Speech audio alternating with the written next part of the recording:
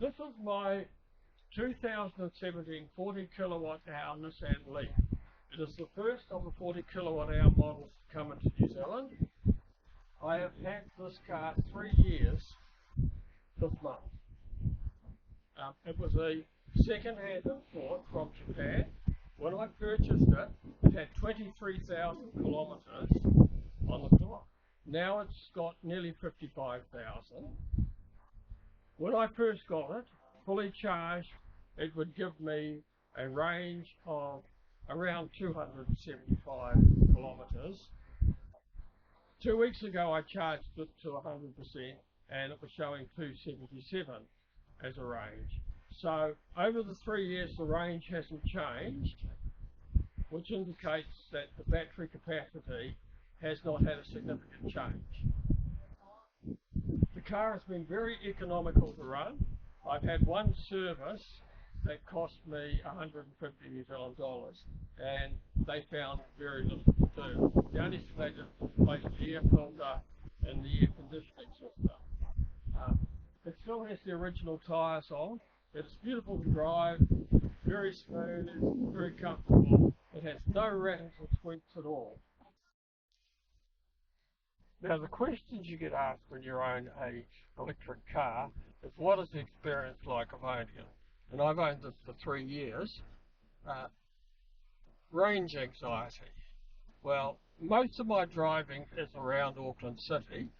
I do trips to Te Awamutu, which is 159 kilometres. And the weekend I went to Waharau Regional Park, which is about 90 kilometres. And I've been to Tauranga. I went to Pahia, up past Whangarei. There were no problems. I can get to Whangarei comfortably on one charge and still have, I think I had 80 kilometres of range left. And I can get to Tauranga only just on one charge. And probably 30 to 50 k's of range left depending on which route I take. So range anxiety hasn't been a problem for me, but for people doing a lot of longer trips, you would probably want a car with a bigger battery than a 40 kilowatt hour battery. But if you're mostly driving around a city like Auckland or any big metropolitan area, then you're going to find this car very good and certainly going to save you a lot of money in fuel. I get asked a lot about charging the car. Now, one of the drawbacks with these is compared to a lot of other electric cars, their charging on rapid charges is quite slow. The maximum is 47 kilowatt hours per hour, and they slow up fairly quickly because they're only air-cooled cars. They're not water-cooled, they're just air convection-cooled. A fairly basic form of just letting air around the battery cool it. And so when you get up to about 60-70% charge, you can slow up to 20 kilowatt hours per hour quite easily. So to go from 80%, 20% charge to 80% on one of these can take you half an hour or more on a public charger. Now, we're here at a public charger in New Lynn, and I'm just going to show how the procedure works. These are the charging ports, and this is Chatamo charger for this car. It's available here. It is this big blue thing, which I'm going to put in here. And now I'm going to set this start charging, and it will connect. And in the front of the car, you'll see there are 3 lights. When it starts charging, those lights will start flashing. Hopefully, yep, which they have done now. And you can see that this car is at a lower state of charge. It's in the 40%, about 45%. When it gets to the third one, it'll be over 70% charged. Normally, you're advised not to go past 80% on a rapid charger with these, and to do a slower charger for the balance. Although in my experience I've found that it slows up, it doesn't matter that much. If you need more charge, I personally just do it. Um, and you can see here it is showing how I'm progressing with the charge. Now this charger here, its maximum speed is 25 kilowatt hours per hour. Most of them are 50 kilowatt hours per hour, which is a lot faster than a particular jolt charger. But this one's convenient and it's close to where I live, so it was a good one to show you, give an example of how this works. This is the home charger for the car, and here I'm just using a 3-pin plug, which gives you the choice of 6 amp or 8 amp charging. I use 8 amp, which means you're getting 1.8 kilowatt hours per hour, which over 10 hours will give you 18 kilowatts. It is between 9 at night and 7 in the morning. With most EV car brands, you get cheaper electricity. So this is more than adequate for this car. If you have a basic capacity, you might buy a wall box, which costs about $2,000 usually to get installed, which will give you a faster charge here. And this is quite adequate for this. Just put into a smaller one here. And see you've got a big one which we use the channel earlier on. And now you've got a smaller one which is for direct current, which is for alternating current. And this one's for direct current. Yeah, you see when I put that on, the lights start flashing and we're charging. Now this is the boot of the car. As you can see, we've got a reasonable sized boot here. You certainly get a few decent sized suitcases in here. I've had my astrophotography rig in this car, no trouble at all. The inside of the car is a reasonably good 4-seater car.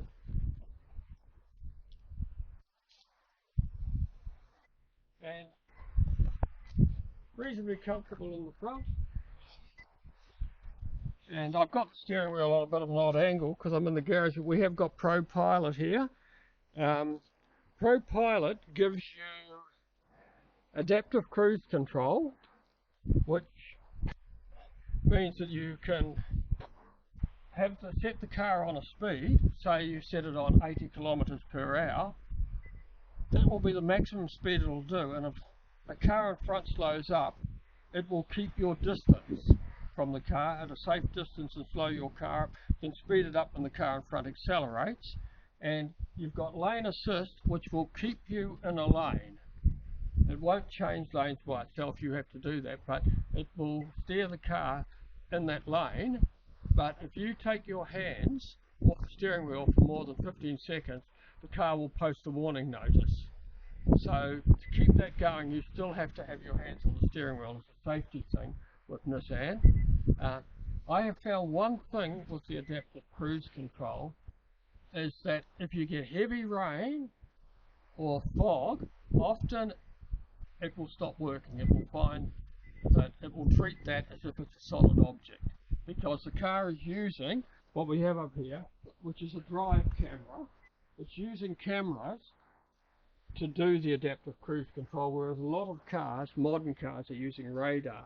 So that is a limitation of it, but it's still a very useful tool, and certainly on a good fine day it will work well, and even on a cloudy day like this you won't have any problems at all with it. It will work well. So in summary, what are the pluses and minuses of owning a Nissan Leaf? Well, on the plus side, like all electric cars, you can charge them at home. It's very convenient. You don't have to go to a service station.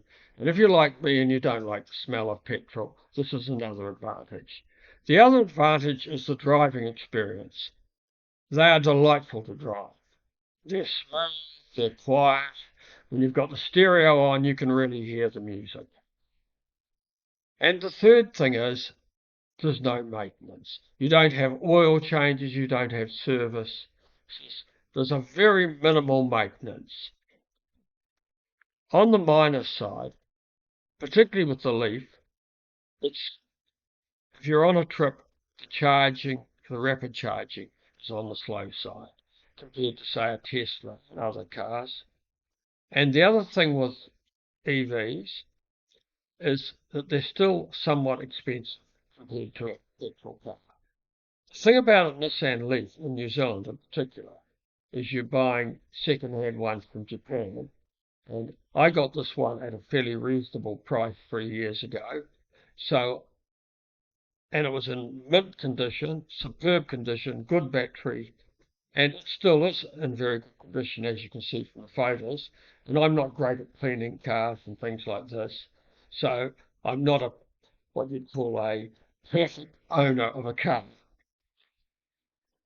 But this car has done very well.